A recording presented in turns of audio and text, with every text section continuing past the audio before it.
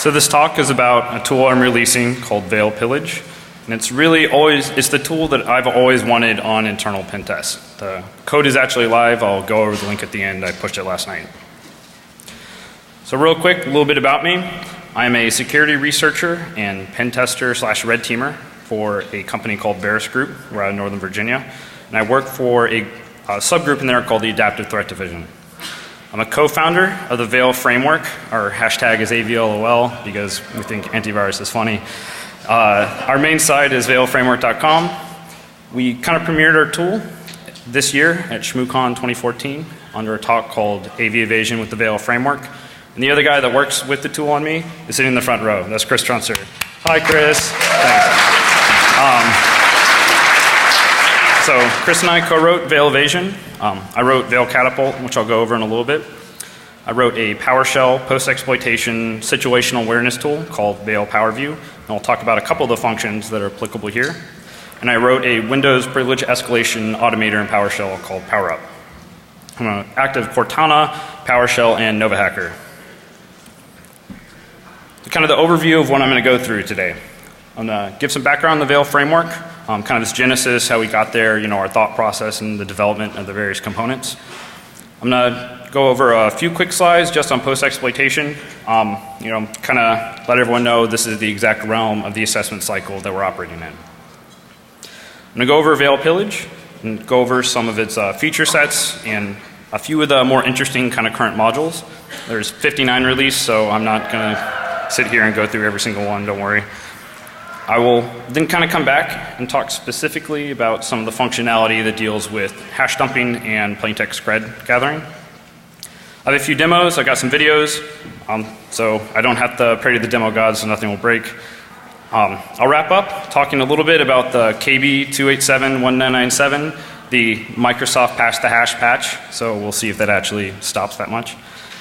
I'll finish with going over a few of the kind of upcoming module releases and how you can develop your own kind of functionality for this framework. Then I'll recap a little bit. So the Veil framework. Is anyone willing to raise their hand who might be actually using the Veil framework or Veil Evasion? Anybody? That's awesome. So our kind of branding for the tool set is we want to bridge the gap between pen testing and red teaming capabilities. So it started with the release of Veil Evasion. Veil, originally titled Veil, later renamed to Veil Evasion. We released a few more tools since then that I mentioned. So the original motivation for this first part was our backdoors were being caught by AV, the stock Metasploit templates. AV started to catch up. So we built a modular framework that generated AV evading executables. That's the kind of flagship part of Veil Evasion. So we have a variety of shellcode injectors and kind of higher level pure interpreter stagers with that same logic translated into a higher level language like PowerShell or Python. And again, we debuted at ShmooCon 2014 with AV Evasion with the Veil framework. There's our site again. So kind of how Pillage came about. After dealing with AV Evasion, our focus started to move towards payload delivery. Now that we have our backdoor, how do we get it on our target machines in an internal engagement and trigger them? So also released at ShmooCon was a small tool called Veil Catapult, which tied in with Veil Evasion and can upload and trigger executables or throw up a little temporary SMB server and do a UNC path back, and I'll go into some more detail with that. And add a few other common tricks like everyone's favorite sticky keys backdoor and RDP stuff and all that. The thing with that was, it was kind of screaming for a more generalized post-exploitation structure, so that's kind of how Pillage came about. The attack cycle is my nifty little graphic. You have your basic recon, enumeration, exploitation. Pillage doesn't deal with exploitation or enumeration, specifically in the initial part of the assessment. We're entirely operating in the post-exploitation component.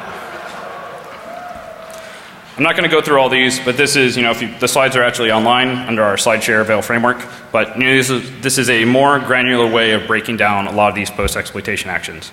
The big point here is we want to demonstrate impact. If we have a relatively short engagement, we don't want to waste time, scripting stuff up all the time or, re-rolling backdoors and that type of stuff. So we want to maximize the time we can actually demonstrate impact to a client.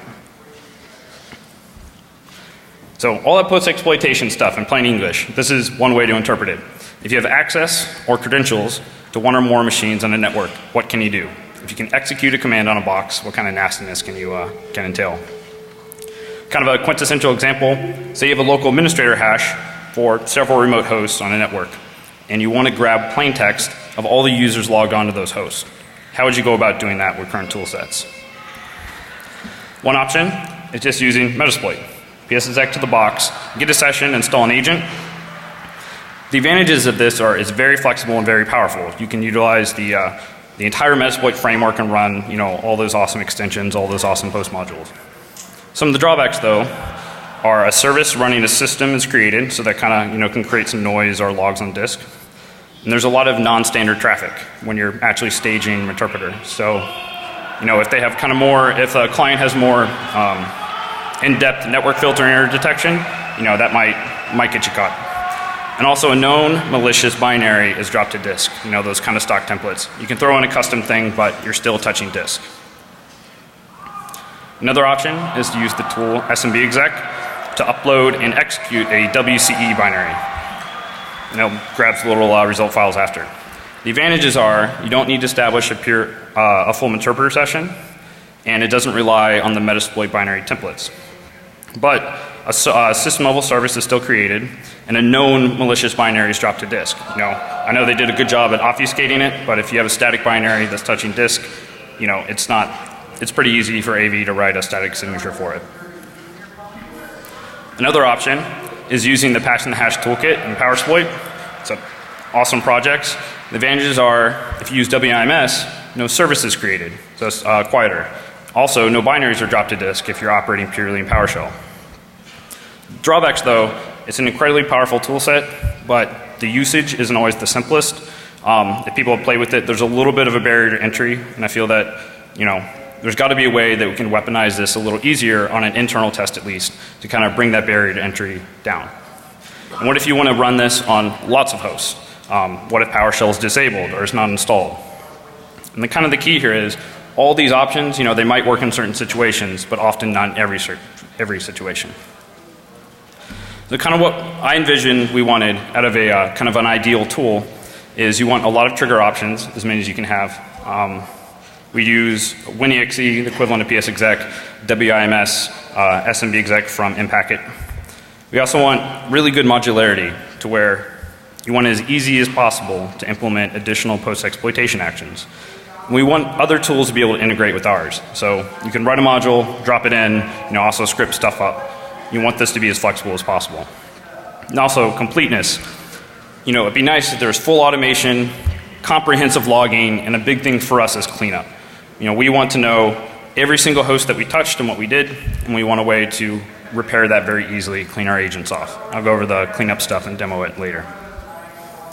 So my tool, Veil Pillage, is kind of the next iteration of Catapult.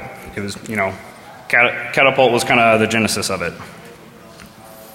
The primitives that it's built on are using the patch and the hash toolkit that I mentioned. I use PTH WIMS, which doesn't create a service, a little stealthier.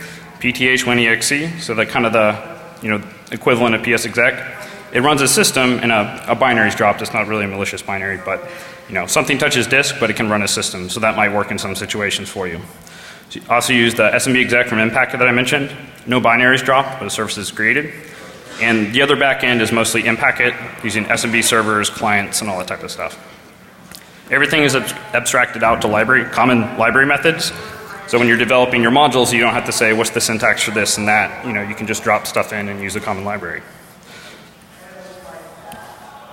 So I'm going to be kind of building this little diagram up showing you all the components of Veil Pillage. So like right here, you see at the bottom, like these are the primitives that the entire framework is built on. So Veil Catapult, those are awesome little catapult with their Metasploit payload launching at the Security Essentials Castle. All the demo machines I recorded on had MSE updated, and it still didn't catch anything a year later. So all of Catapult's functionality has been modularly integrated into Veil Pillage. These are the modules that kind of encompass all that previous functionality: EXE delivery, PowerShell injection, the Python injector I'll talk about in a few slides, a nifty little thing, and everyone's favorite sticky keys backdoor. So Catapult will now be obsoleted. We're going to leave it in the tree, but recommend everyone use Pillage because it's a lot more flexible. We'll have a blog post up soon on transitioning and kind of the difference between the two tools. And so yeah, like I think Catapult's cool, but Pillage is a little cooler. For exe delivery, which is kind of the core original function for Catapult, executables can be specified, like if you have your custom rollback door. Or you can take advantage of seamless integration into the Veil Evasion codebase. So I'll show in the demo, if you specify Veil as the payload type, it'll drop into the exact same interface that you would have for Veil Evasion. You can roll up all the options you want, it packages it up, and drops you right back into the Veil Pillage interface. So as seamless as I can make it. EXEs are then uploaded and triggered to a box, or they're hosted with an SMB server and triggered with a like a UNC path back. What's this? Oh, it's right here. What's this? So, You explain this. I helped create the Veil framework, and there's actually a Veil vodka that we found, so that's going to be my shot. No. Keep talking. Okay, keep talking. All right. So, the UNC invocation, you stand up and kind of host the file temporarily on a SMB server that's set up and then torn down transparently. And when you trigger it, that exe is loaded straight into memory on a host. And the nice effect of this is that this gets some otherwise disk detectable exes right by antivirus. If you want to see a demo of this, it's check out our ShmooCon presentation. I think the slides and everything are online. The Python injector I mentioned. So this will take a kind of stripped down Python environment into zip. It'll upload it to the host. Now we're ready. Okay.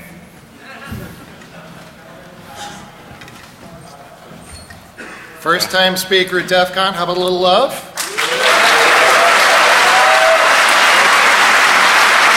We got the Veil vodka for the Veil tool. Thank you. You're the first speaker to provide your own shot. I appreciate that. By the way, that bottle is big enough for everybody in the audience. So, if anyone wants a shot after, come talk to me. I'm not going to drink all that. So the Python injector, it'll upload the Python zip in a 7-zip binary to the host, and it'll unzip the entire thing to disk and into a temporary file. And then it uses a -C option with Python.exe to run a little one-liner that injects shellcode straight into memory. So this is basically an analog, or it's very similar to PowerShell injection that a lot of people are familiar with. So what's nice about this is the only files that touch disk are the trusted Python libraries and the trusted known Python interpreter. So this can help you get by certain types of reputation filters that say, oh, I haven't seen this exe before, I don't know if it's bad, but I'm going to provide additional protections on it because it's unknown. And this also, when you want to generate shellcode, it'll drop right into the Veil Evasion framework too. So it's just like one little line, you don't have to do any of the heavy lifting. This is, you see here, all kind of that Veil Catapult functionality that's been built in as we're going up. So the fun stuff, new modules. Enumeration. So, if you scan your network with Medusa or Incrack or something like that, and you see, okay, I think these credentials work at different places on an internal test, this host credential validation will actually verify, can you PS exec to a box? It connects in, tries to create a little temporary folder and immediately delete it. So it's a bit more accurate, but it's a bit slower. So scan and then use this. User hunting is a very common activity that any pen testers I'm sure do. If you have credentials that work on lots of machines, you want to find, okay, where are high value users logged in on the network. So you can use this, it'll run through after you know boxes it works on. You validate, run this, and it'll pop saying domain admins are here, here, here, here, and here. And you can pop their boxes and do some more fun stuff. Or if you just want to do some kind of basic host enumeration actions, get the ARP table, get all the network interfaces, that type of stuff. Management. Occasionally, if you're on an internal test, you might want to do things like enable, disable UAC or RDP. And I'll actually show this in the demo. If you have network level access to a machine, RDP itself might not be enabled. Maybe you want to set up your sticky keys backdoor or something like that. So occasionally there's certain management actions you need. Also, you might, in certain situations, need to force users to log off, reboot the machine, shut it down, all that kind of stuff to trigger certain post-exploitation actions. And this is fun. Persistent stuff, everyone's favorite kind of a little fun activity. We can throw up the bits and min backdoor really easily to schedule a download job for an exe. And again, I keep talking about sticky keys. It sets the debugger for sethc.exe, which is the sticky keys binary. It sets the debugger for that to be cmd.exe. So you can RDP in, hit shift 5 times, and a little box running the system pops up before you even log in. A little bit of a lesser known one, UNC DLL hijacking. If you append a UNC path to your path environment variable on a machine, and that machine reboots, services and some programs and stuff, when they start up, will actually look to that UNC path for DLLs to load. So I actually have a little tool in here, it's under just /tools, that you can run it up, it will script Wireshark and actually pull out all those hijackable opportunities. And there's an SMB host, you host up a malicious DLL from interpreter, and then you have your persistence. PowerSploit. I love this tool set, but like I said, the barrier to entry can be a little bit difficult for weaponization. So my solution to this for pillage is I'll stand up a temporary web server on your attacker box, and I trigger everyone's favorite little download cradle, the download string. It'll trigger that, reach back to your attacker box, download the entire script, run in memory, nothing's touching disk, and output files output, and then I run and grab it and clean everything up. So this makes it really easy to run PowerSploit across a large number of machines when you're on engagement. There's also cleanup to where you can kill off all the processes and stuff. So now this is really kind of the meat of the tool, all the modules, the PowerSploit stuff, and all the enumeration stuff and those types of things. So here, I'm going to go over a few of the new features that I integrated in. So last month, the Veil team, we released some custom written, like higher level PowerShell stagers for interpreter, reverse TCP, HTTP, HTTPS. These don't utilize any shellcode, and they work great with the passing the hash toolkit. You don't have to invoke up the MSFN part. That shellcode, can't be decoded from a file or something like that because it's not being run. There's also x86 and 64-bit compatibility by default. You run this stuff, it'll detect what architecture am I on, and then choose the correct string to inject, or it'll choose the correct PowerShell binary to use for the injection. Output and cleanup, like I said, we're pen testers. We really like to have everything logged. We want to know exactly what happened. If something goes wrong or a client wants to know how we got into somewhere, we want to know these credentials were used on this box for this action. So Pillage has a universal activity log. Everything's logged. It also breaks it out by module. So every module and host and everything is broken down as time stamped. And also clients are pretty picky. They don't like malware. They don't like you leaving malware around their networks. They don't like sticky keys backdoor on 100 machines. So every single action that Veil Pillage can execute has a reciprocal cleanup action, and it's output to a script. So there's a universal cleanup file and cleanup file per module. You can just type cleanup, give it the file, or cleanup, and it'll pull the universal file, and it'll just clean everything up and kill your sessions, remove any files and all that stuff. And I'll show that in the demo. Random features, state preservation. If something crashes or you rage quit with Control C, all the options are preserved. The current module that you're operating under is jumped right back to. All your targets and credential sets, configuration options, it's all preserved. When you start it up, it'll prompt you, do you want to restore this initial state? You can also save those off, name them and restore up credential sets. There's also Metasploit backend database interaction. Right now, it can pull in any credential sets or targets from the Metasploit backend, and you can add those to your target sets. So a common thing we'll do is run the SMB login, get all the creds. We don't want to type the hashes every time, so we can just pull this in. And every single thing that can be tab completable is tab completable, because I've had to type through this stuff so many times. There's reasonably robust error checking. There's complete command line options, which I'll go over here in a little bit, and just a really big UI focus. Pillage contains complete command line flags for every single option that you can set in the framework. And a big reason I put this in is because I script up other tools beneath mine a lot of the time. So I want people to be able to integrate all this functionality straight into their own tool sets. So Veil Pillage sh. I know this is really small, but this is every single option that you can set it. Targets, clean up stuff, state restores, Veil evasion options, all those types of things. So that's kind of the last part of Veil Pillage. We have our features, kind of the icing on top. We have the modules, the core part of it, all that catapult functionality, the primitives and all that good stuff. I'm going to back up just real quick to some of the interesting core modules for hash dumping and plain text grabbing. With hash dumping, there are a diverse number of ways to dump hashes on a system. A lot of the traditional ways involve dropping a binary, like gsec dump, cred dump, those types of things. Deal with that is, AV has started to flag or write signatures to these static tools, so we don't always like to drop stuff to disk. You can do registry backups with reg.exe, pull those files down, or you can get an interpreter session, do it a little bit more manually, do hash dump, wdigest, and all that good stuff. Some of the new hotness, Dave Kinney's power dump script, you can hash dump purely in PowerShell using WCE and Mimikatz binaries. And also, the PowerSploit project has Mimikatz integrated completely in PowerShell, which I'll go over in a few slides. The thing, like I mentioned with hash dumping, is different actions work in different situations. So if you want a universal solution, you need to expose all those options, but maybe you can automate some logic in. Depending on architecture, PowerShell installation, AV installation, all those types of things, they can affect what you might do. And some of these, like I mentioned, involve dropping a well-known closed source tool to disk. This can sometimes be needed. You always want to have options and fallbacks, but we like staying off of disk as much as possible. In-memory Mimikatz.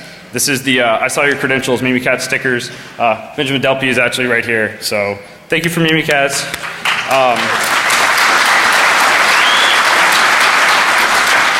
So this is awesome. Mimikatz in PowerShell is incredibly powerful. The PowerSploit exploitation invoke Mimikatz PowerShell file. It utilizes Joby Alec's prior work with reflective PE injection to inject an architecture-appropriate Mimikatz DLL into the system. This is just awesome because you can harness the power of Mimikatz without having to touch disk. You can dump creds, you can do your golden tickets, you can do all that fun stuff. So for pillage, like I said, all these options are exposed as modules in case the user wants to force this for particular decisions. But there's also a module called AutoGrab, which tries to build a little bit of this logic in. So it'll check, is PowerShell working? Not even just if it's installed, it'll actually check, can you run PowerShell commands? If you can, I have a combination of PowerDump and PowerSploit. It's triggered with that web little downloader. If it's not, it runs a command to try to determine the architecture and then hosts either the x86 or 64-bit binaries with that SMB server and does the UNC path back. Then it collects all these credentials and does a unique list and has all the raw output as well. All right, demos. I'm not tempting the demo god, so I have videos. Sorry.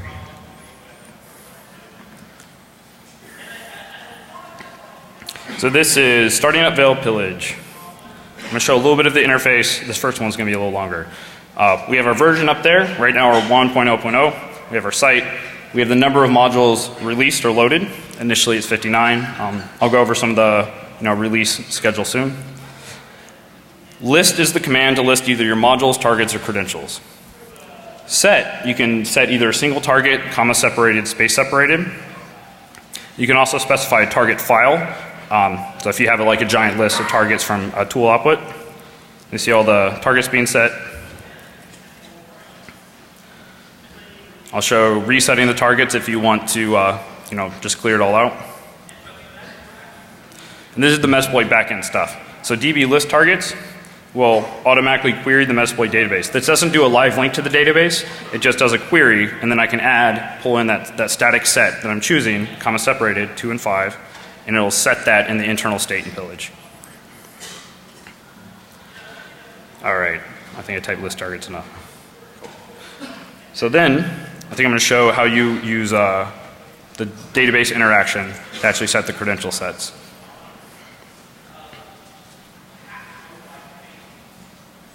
See, this is output from a successful SMB login post module or enumeration module. So DB add creds, it can be comma separated. It'll set all those creds up, administrator in a hash.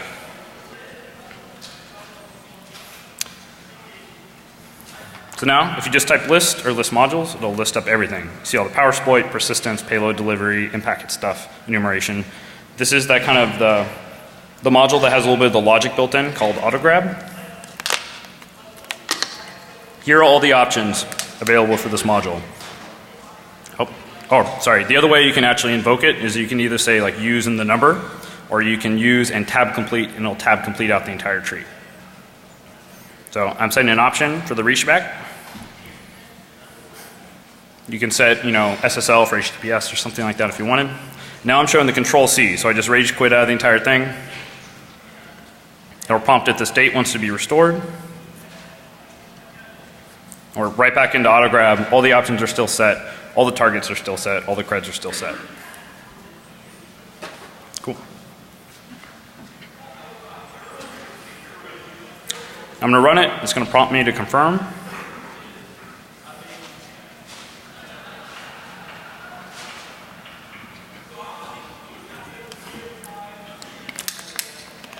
On that background, it detected PowerShell was installed on the first host. Sets up that HTTP server. You see the GET actually coming back from that host.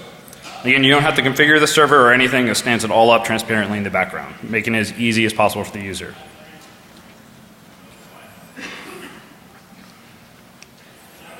Kills it off, gives it a few seconds because when you're playing around with LSASS, it might take just a little bit.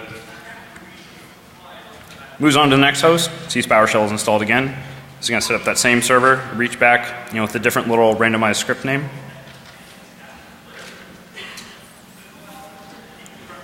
We'll see the output here in a second.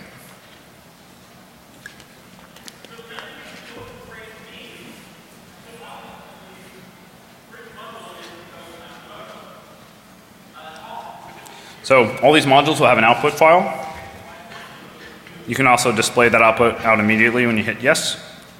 You see all the unique hashes, all the unique Mimikatz output, uniqueified in a nice list. The raw output is going to be under that auto grab results creds. It'll show you like the raw output file that's separated per host and it's timestamped. Yep, I'll go with that now. So there's that one, the host. You see it's autograb.txt. All this stuff for Veil is output by default to Veil output. There's an evasion and catapult thing. For Veil Pillage, there's that global activity log that I showed. If you do a lot of actions, I'll start building up. If you go into the module folder, it will be split out with that initial output file that's timestamped that we saw, and also it'll show the raw output split up by host.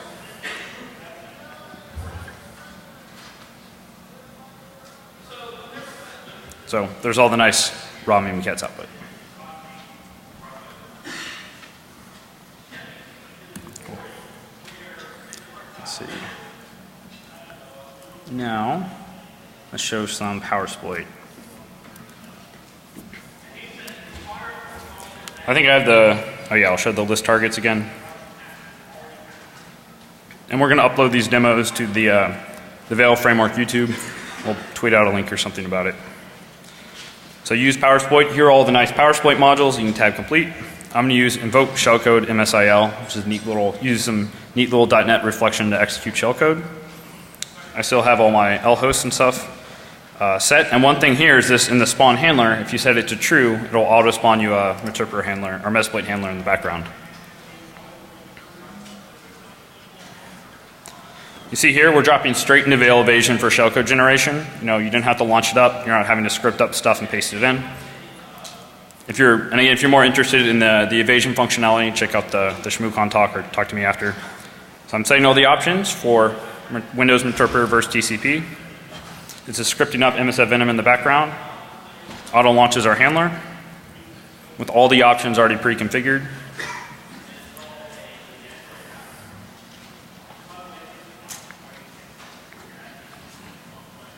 Make sure it runs. I'm going to hit this, the same kind of thing, just like with the auto grab. It's setting up the HTTP server.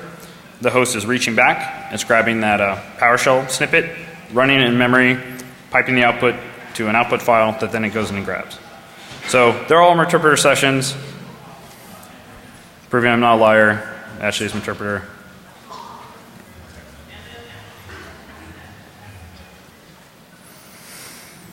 Now, if there's a cleanup file, are there cleanup actions associated with the module? Or showing the output first, showing exactly what was triggered where. We're going to invoke the global cleanup file. You could have specified the single cleanup file, which I'll do in the next demo. So this is going to run through. It's going to kill everything off. All your sessions are dead, so everything's back to how it was.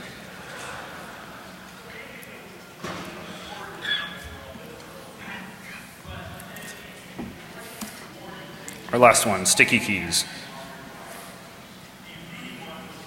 See all the persistence options, adding users to local groups, adding domain users, UNC stuff, sticky keys, current version run.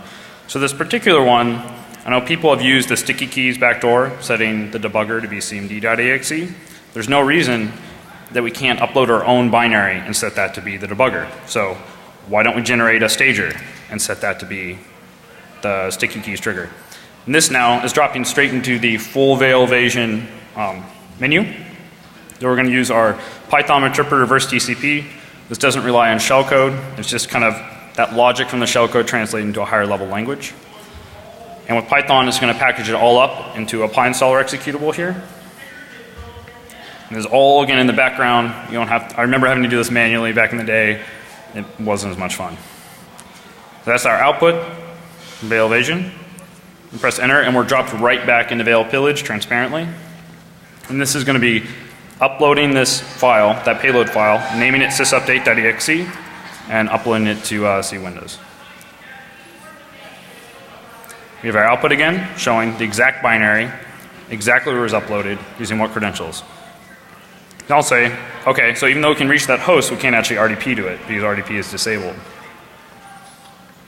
So I can use some of the management functionality to actually enable RDP, which is a few commands and registry stuff. It'll set the firewall rule and all those types of things.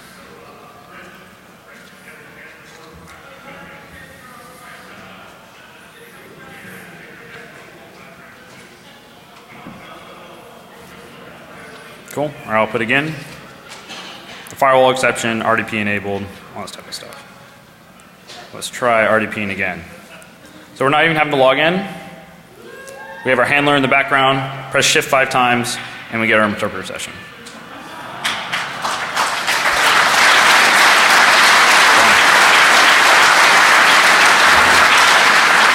So this is a little nicer because if you just leave the regular sticky keys up, anyone can connect in and trigger it. With this, you can at least control the IP it's connecting back to stage. So I'm going to go through cleanup manually. I'm going to go through both parts. I'm first going to disable the sticky keys debugger. I could just do the universal cleanup and it'll repair, but I want to show you the 2 steps. So I can do cleanup, specify the cleanup file. You can also, I could have passed this, command line. It says it cleaned it up. Shift 5 times and sticky keys is back. That binary is cleaned off. No artifact left on the machine. Take the second cleanup file to redisable RDP. So the box is exactly how it was when we first touched it. So can't RDP anymore. So again, this isn't rocket science, but it really simplifies being able to weaponize a lot of these techniques.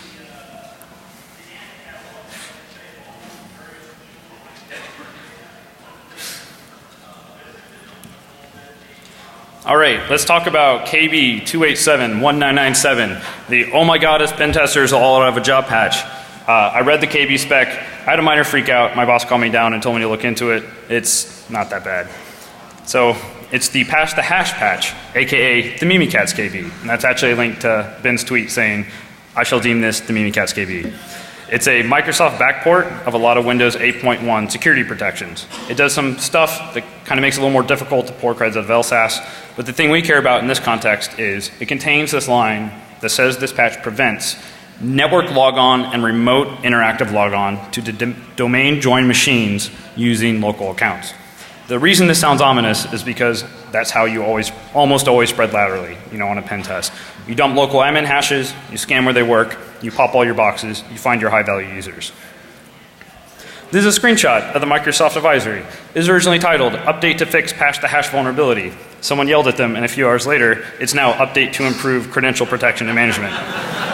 Someone luckily caught this, yeah. So, is this actually a patch for Pass the Hash? No. Even though they claim that local accounts on a box in the local administrators group, you can no longer pass the hash with. As usual, the RID 500 account, which is the default built-in administrator, you can still pass the hash with it if it's enabled. Like Windows 7 by default now, when you set it up, it'll by default disable this. But we've seen that RID 500 is still enabled across a very, very large number of enterprises. The reason is for backwards compatibility, security management products or something like that. Also, domain accounts in the administrator's local group on a machine can still pass the hash. And again, if you have the plain text for these local administrator accounts, you can use PowerShell remoting or RDP. You need a plain text, you might be able to crack it or GPP or something like that. Obviously Windows XP and 2003 are unaffected. Point here, it raises the bar, it definitely does, in properly configured environments, but pass the hash is not patched, and is not going away anytime soon. So one of the things I realized when looking into this is it'd be really nice to know what that RID 500 account is named on a remote machine, whether it's enabled, and what domain user accounts are in the local group for administrators. Luckily, using PowerShell, if you have a basic domain account, like the most basic, no privileges whatsoever, you can use this neat little thing called the WinNT service provider to pull all of this information. You can get the full SID for the admin account, whether it's enabled, disabled, and all the domain users in that local group. You can also use, if you have an account, again, this you can't use, like null sessions or something. You need the account, but you can also use the mmap scripts, SMB and num groups, and SMB and num users. All these PowerShell functions have been integrated really nicely into Veil PowerView, my other project. So there's one function, you can just grab them from a single host, and there's one that will query AD, get every single machine, and pipe out a really nice CSV that's sortable, telling you every single host, every single local admin, every single SID, and all that stuff. There's more information on my blog, harmjoy.net. A few last things. So module releases. With Veil Evasion, we have something called V-Day, which on the 15th of every month since last September, we've released at least one new payload module. So for Pillage, the plan is for at least a few months to try to release at least one new post-exploitation module on the 1st. This is going to be pushed to the GitHub, which I'll have at the end, and also check veilframework.com for updates. For module development, I want you to be able to implement whatever post-exploitation fun you can think of. All the triggering methods, the file downloads, the SMB and HTTP servers and everything are all available as library methods. You don't have to configure them, you don't have to remember syntax.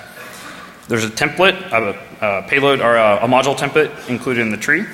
We're going to have a blog post up in the next month or two on how to actually develop these if you're interested. If you do, please send a pull request. So a quick recap. Veil Pillage is a flexible framework for post-exploitation of target machines on an internal pen test. There's 3 separate ways of triggering with a preference on stealth with WIMS. New modules are really easy to implement with the common library. You can just drop them in the tree, that enumeration folder or whatever split up, and it'll load it right up for you. There's a lot of automation. There's complete full logging capabilities. There's complete cleanup capabilities. There's a really big UI focus, and we're going to have active development for a while. This isn't just like some random script that I wrote a month ago and I'm dropping for DEF CON. It's 30,000 lines. There's 150 internal commits on Git. We've been testing this out for a while. I'm sure there'll be bugs. The code's up live. I'll have it at the end. If you guys use it, if something messes up in setup or whatever, please report bugs. I want the tool to be as good as possible.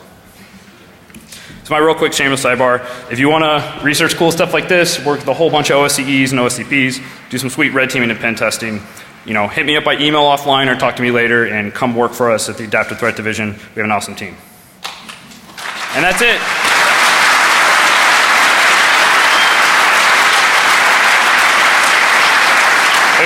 Any questions? Hit me up on Twitter. I'm Harmjoy. It's a 0, not an O. Harmjoy, veilframework.com. I'm in Veil and Armitage on Freenode a lot. Our blog again, veilframework.com. Our personal blog, harmjoy.net. Stuff that doesn't relate directly to the Veil framework, I'll put up I had a good complete write-up for the whole patch to hash stuff. It's a really complete article about it with screenshots and examples. That's on harmjoy.net. If you want the Veil framework, go to github.com/veil-framework. All the projects are split out. So Veil Pillage, the code was pushed last night. There's also a Veil super project where if you do Veil framework/Veil, clone it down, run the setup, it'll install all the dependencies, it'll download all the necessary stuff for Kali, which is our only supported platform at this point. It does this all transparently, installs Python under Wine and Pass and Hash Toolkit and all those types of stuff. So try to run the super project and hopefully everything should work nice together. And any questions? That's it. I do not have passed the ticket yet. Apologies. Sorry, I just really heard about it like 2 days ago, so we'll see if we can actually get that in. But I think with the Mimikatz in PowerSploit, because all that functionality is there, it shouldn't be too hard to actually set up those golden tickets, do the patch the ticket. You won't be able to do it directly from your Kali box, but you can essentially kind of pivot that functionality off of a target host. Do you see business value in post-exploitation? Would it be better? Is it better to spend time doing low and medium vulnerabilities? You know? So for us, like if you're doing red teaming and stuff, the question is, you see a lot of business value in doing post-exploitation, or should it be, like more low, medium, vuln scan type things? Everything has its place. Like, people need to run vuln scans to get the low-hanging fruit, but all the really bad attackers, they're doing post-exploitation. Red teams and stuff, all those reports you see, that's what they do. Like a lot of tests, I'll just get a basic user account. Once I get there, it can be just a few hours to domain admin. They're using things that would not have popped from Nessus. So, yeah, I think that's it. If anyone else has any questions, I'll try to be out there somewhere in the chill out room in a bit.